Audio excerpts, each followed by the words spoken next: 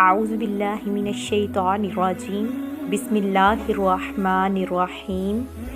اس پر انزلت جو میں نے نازل کی ہے، مصدقاً تصدیق یعنی سچی ثابت کرنے والی، یہ سچا کلام ہے جو میں نے سچا ثابت کرتا ہے، جو میں نے نازل فرمایا ہے۔ معاکم تمہارے لیے، ولا اور نہ تکون تم ہو جاؤ، اولا کافرین بھی جو تم سے پہلے کافر بن گئے تھے ان جیسے نہ ہو جاؤ۔ اب دیکھیں قرآن حکیم تو تمہاری کتاب کی تائید اور تصدیق کرتا ہے، تمہارے دین کی حقانیت کا علم بردار ہے، تمہارے انبیاء کی شان کو بلند کرتا ہے، تو پھر تم اس سے کیوں جو ہے اس کلام پاک سے جو ہے وہ کیوں تم پھسل جاتے ہو، تم کیوں اس کی نافرمانی کرتے ہو، تم کیوں اس کو جھٹلاتے ہو؟ یہ ان کافروں کی بات ہو رہی ہے، یعنی اللہ تعالیٰ نے ان کے لیے فرمایا کہ میں نے یہ کتاب نازل فرمائی سچا ثابت کرنے والی، تو تم ان جیسے نہ ہو جانا جنہوں نے پہلے انکار کیا تھا۔ اب لا تشترو، اور جنہوں نے خریدی بھی آیاتی میری آیت کے بدلے میں سامانن قیمت دے کر، قلیلاً بہت تھوڑی، یعنی یہاں یہ فرمایا جا رہا ہے کہ ان جیسے نہ بن جانا جو تم سے پہلے انکار کرنے والے تھے، اور اس کے اور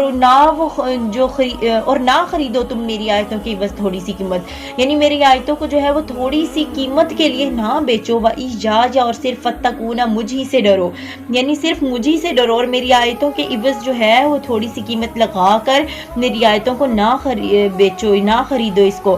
اس کا مطلب یہ نہیں ہے کہ اللہ تعالیٰ کی آیتوں کو تھوڑے داموں فروخت نہ کرو، اور اگر منہ مانگے دام ملے تو بیچ دو، بلکہ مقصد یہ ہے کہ کسی قیمت پر حق کو مت بیچو، کیونکہ ساری دنیا کے خزانے بھی اس کے مقابلے میں حقیر و ترین ہے۔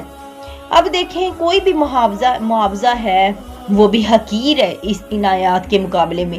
وَأَقِیمُوا اور صحیح ادا کرو صلاۃ نماز کو، وَآتُوا اور دیا کرو زکوٰۃ، وَارْکعُوا اور رکوع کرو، مع الراکعین رکوع کرنے والوں کے ساتھ، رکوع کے ساتھ۔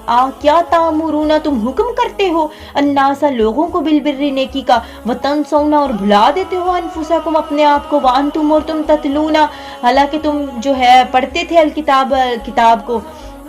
اب دیکھیں تورات کی صفحات نبی کریم صلی اللہ علیہ وآلہ وسلم کے کمالات و صفات اور علامات کے ذکر سے مزین تھے۔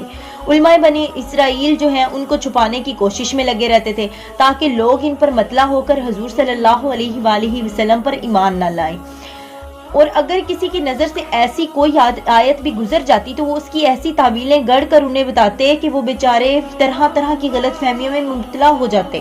اب اللہ تعالیٰ نے اس مذموم حرکت سے منع فرما رہا ہے۔ لاباسا کے دو معنی ہے ڈھانپ لینا اور خلط ملط کر دینا، اس سے ہر طرح کی تحریف لفظی ہو یا معنوی ہو باز آنے کا حکم فرمایا گیا ہے۔ یہ حکم صرف بنی اسرائیل کے علماء کے ساتھ ہی مخصوص نہیں بلکہ ملت اسلامیہ سے نسبت رکھنے والے علماء کو بھی شامل فرمایا گیا ہے۔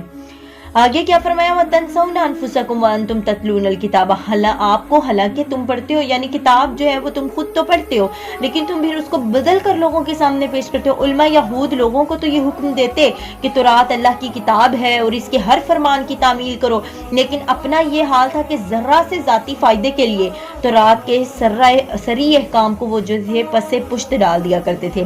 تورات کی بیان کردہ علامات حضور صلی اللہ علیہ وآلہ وسلم میں دیکھ لینے کے بعد بھی ایمان نہ لاتے۔ اللہ تعالیٰ ان کو ان کے جو ہے دو رخی پالیسی سے منع فرماتے ہیں۔ اب دیکھیں ہر جو ہے اس شخص کے لیے ہے جو دوسروں کو نیکی کا حکم دے اور خود اس کے خلاف عمل پیرا ہو، خواہ وہ یہودی کہلائے یا مسلمان۔ قرآن حکیم نے جا بجا قول و عمل کے اختلاف سے روکا ہے۔ حضرت انس رضی اللہ تعالی عنہ سے مروی ہے کہ رسول صلی اللہ علیہ وآلہ وسلم نے فرمایا کہ معراج کی رات میرا گزر ایک ایسی قوم پر سے ہوا جن کے ہونٹ آگ کی کینچیوں سے کاٹے جا رہے تھے۔ میں نے جبرائیل علیہ السلام سے ان کے متعلق دریافت کیا تو جبرائیل علیہ السلام نے بتایا یہ دنیا کے خطیب ہیں۔ ایک روایت میں ہے آپ صلی اللہ علیہ وآلہ وسلم کی امت کے خطیب ہیں۔ اب دیکھیں جو لوگوں کو تو نیکی کا حکم دیا کرتے اور اپنے نفسوں کو بھلا رکھتے حالانکہ وہ کتاب کی تلاوت بھی کرتے۔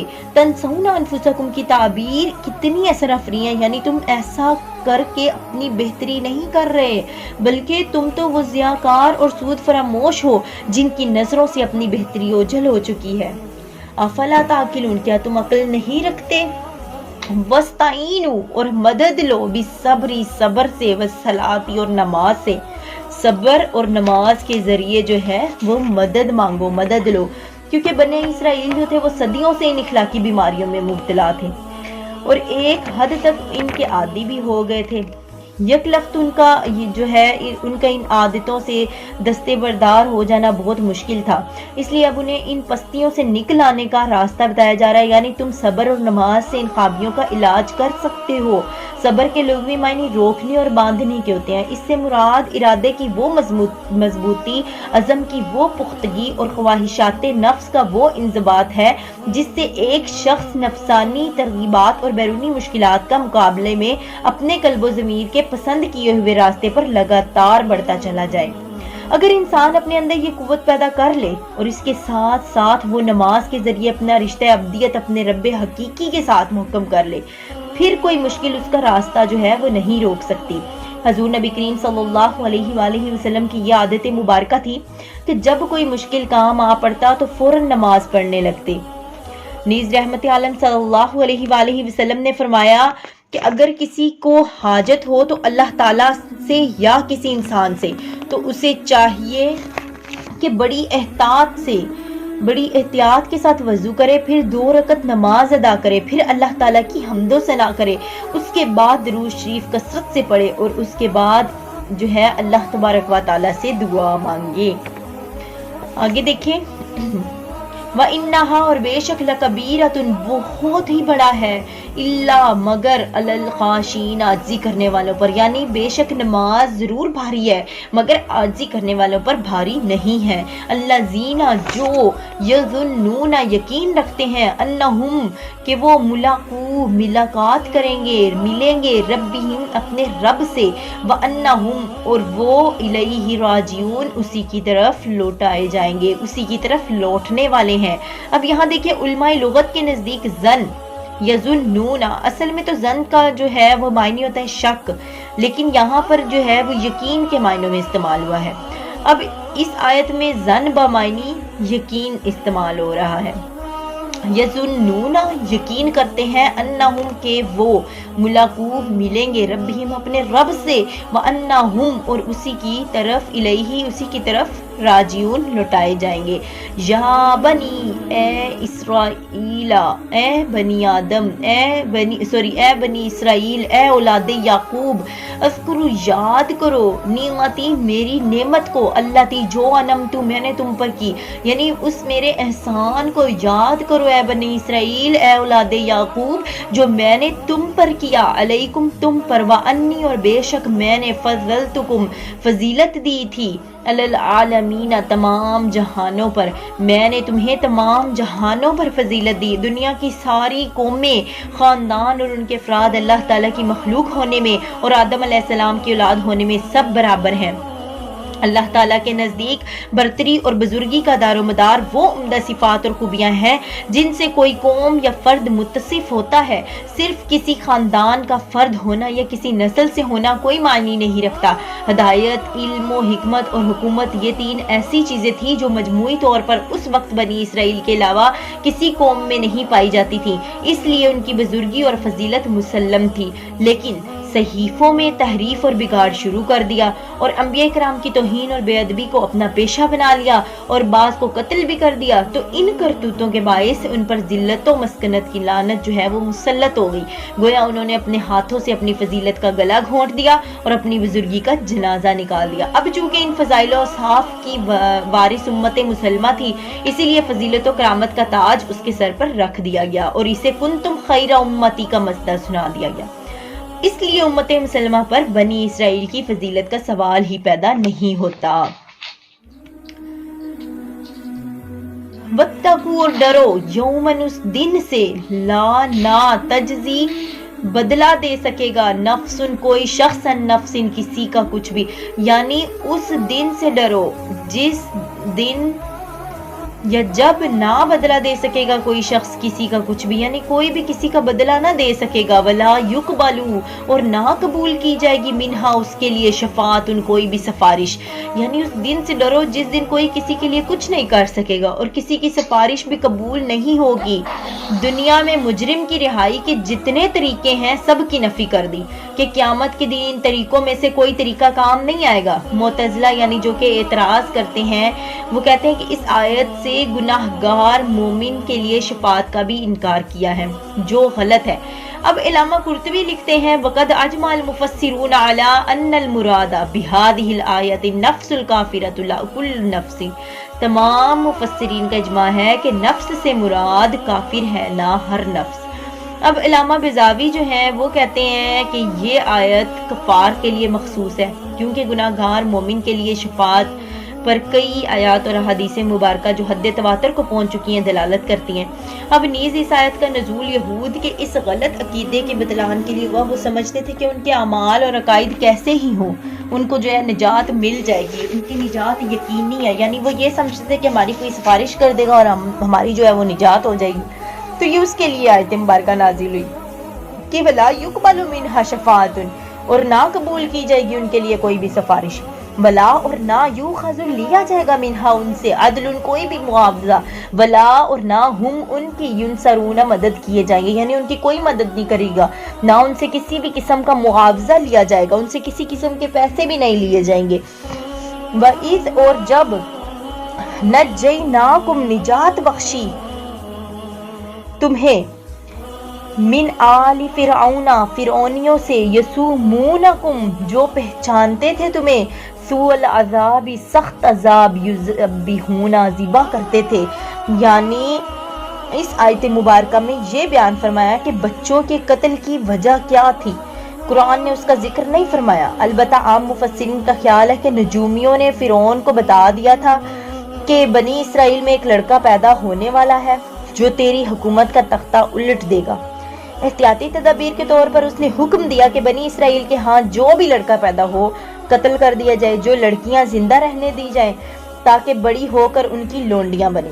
अब इस वक्त की तो हम प्रस्त जो मिस्री जहनियत से ये कुछ बईद भी ना था, लेकिन शेख मोहम्मद अब्दा जो हैं उन्होंने एक और वजह बयान किया। वो कहते हैं कि बनी इसराइल की नस्ल इस तेजी और कसरत से बढ़ने लगी थी कि फिरौन को ये अंदेशा लाहक हो गया कि अगर उनकी पैदाइश की रफ्तार यही रही तो बनी इसराइल की अकलियत अक्सरियत में तब्दील हो जाएगी और अपनी गालिब अक्सरियत की बिना पर ये कोई इनकलाब बर्पा कर देंगे।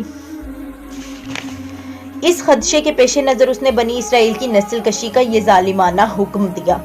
आगे देखते हैं, अब ना आकुम, तुम्हारे बेटों को, व यस्तहयूना, और जिंदा रहने देते थे, निसाअकुम, तुम्हारी औरतों को यानी तुम्हारी बेटियों को, वफी, और इसमें, ज़ालिकुम, और इसमें बलाउन, बड़ी भारी आजमाइश थी, मिर रब्बिकुम, तुम्हारे रब की तरफ से, अजीमुन, बहुत ही बड़ी, यानी इसमें तुम्हारे रब की तरफ से बहुत ही बड़ी आजमाइश थी। मुसीबत और नेमत दोनों में आजमाइश है, पहली में सब्र बात की और दूसरी में शुक्र सपास की।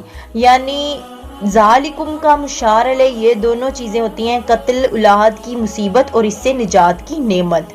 व इद फरकना, और जब फाड़ दिया, बिकुम, हमने तुम्हारे लिए, अलबहरा, समुंदर को, फ़अंजयनाकुम, फिर हमने बचा लिया तुमको, व अगरकना, और डुबो दिया, हाला फिरौना, फिरौनियों को, व अंतुम, और तुम, तंजुरूना, देख रहे थे, यानी कि तुम किनारे पर खड़े देख रहे थे। हमने फिरौनियों को जो है वो डुबो दिया और तुम्हारे लिए हमने समुंदर जो है तुम्हें समुंदर में डूबने से बचा लिया। अब साल तक मुजालिम बर्दाश्त करने के बाद मूसा अलैहिस्सलाम अपनी कौम को लेकर रातों रात मिस्र से रवाना हुए। सुबह हुई तो फिरौन अपने लश्कर जरार समेत मूसा अलैहिस्सलाम के ताकुब में निकला। बनी इसराइल का काफिला जब समुंदर के किनारे पर पहुंच रहा था तो पीछे से फिरौन के लश्कर की गर्दो गुबार जो है उड़ती नजर आई तो घबरा गए, समझे कि अब निजात के सारे रास्ते जो हैं वो बंद हो चुके हैं। हजरत मूसा अलैहिस्सलाम ने अपने असा से समुंदर पर ज़रब लगाई, समुंदर का पानी सिमट गया, दरमियान में से रास्ता नमूदार हो गया। جس پر چل کر بنی اسرائیل بخیریو تو عافیت جو ہیں وہ دوسرے کنارے پر پہنچ گئے۔ فرعون نے بھی اپنے گھوڑے ڈال دیے۔ جب سب سمندری راستے پر میں اتر چکے تو پہاڑوں کی طرف تھمی ہوئی موجوں میں جنبش پیدا ہو گئی اور چشمے زدن میں فرعون اور اس کا لشکر غرق ہو کر رہ گیا۔ یہ سب منظر بنی اسرائیل نے اپنی آنکھوں سے دیکھا۔ سمندر نے کیوں کر راستہ چھوڑ دیا؟ اب سوال تو یہ پیدا ہوتا ہے، کیا چیز تھی جس نے سمندر کے پانی سے روانی چھین لی اور اس کی محور کس و خرام لہروں کے پاؤں میں زنجیریں ڈال دی؟ اور جب کلیم کنارے پر پہنچ گئے تو پھر سمندر اپنی اصلی حالت پر لوٹ آیا۔ جب ہماری عقل ان سوالات کا جواب نہیں دے سکتی تو ہم یا تو سرے سے ایسے واقعات کا انکار کر دیتے ہیں، اور اگر انکار نہیں کر سکتے تو ایسی بھونڈی تعویلیں جو ہیں جن سے واقعے کا سارا حسن جو ہے وہ خاک میں مل جاتا ہے اور دل بھی مطمئن نہیں ہوتا۔ اس کی وجہ انسان کی یہ کمزوری ہے کہ وہ اپنے علم کی انتہا کو علم و حکمت کی آخری سرحد یقین کر بیٹھتا ہے۔ اپنی تجربہ گاہ میں جو ہے علت و معلول، سبب اور مسبب جو بھی زنجیر وہ تیار کرتا ہے نا، اس کے علاوہ وہ سبب و علت کے کسی دوسرے سلسلے کو تسلیم کرنے کے لیے ہرگز آمادہ نہیں ہوتا۔ حالانکہ انسان کا علم بھی محدود ہے اور اس کے تجربے بھی نامکمل ہیں۔ اب نیوٹن نے بہت کھلے الفاظ میں اس حقیقت کو اعتراف کیا ہے۔ وہ کہتا ہے، میری مثال اس بچے کی سی ہے جو سمندر کے کنارے کھیل رہا ہو۔ مجھے اپنے ساتھیوں کی نسبت کوئی زیادہ خوبصورت سنگریزہ یا گھونکا جو ہے وہ مل جاتا ہے، لیکن ابھی حقیقت جو ہے بحرز خار کی طرح میرے سامنے ہے جس کا کوئی علم ہمیں نہیں ہوا۔ اب دیکھیں، ہیروز آف سویلائزیشن جب علم انسانی کی نارسائیوں کا یہ عالم ہوتا ہے کہ ایسے واقعات جن کی ہم کوئی توجہ نہیں کر سکتے لیکن اللہ تعالیٰ اور اس کے رسولوں نے ان کو بیان فرمایا، تو ہمارے لیے سلامتی اور حقیقت شناسی کا راستہ یہ ہے کہ ہم ان کو بلا چوچرا تسلیم کر لیں۔ جی یہاں تک کافی ہے، آیت مبارکہ نمبر 50 تک۔ ہمارے اس چینل کو لائک کیجیے اور سبسکرائب کیجیے تاکہ ہر آنے والی ویڈیو آپ کو آسانی مل سکے۔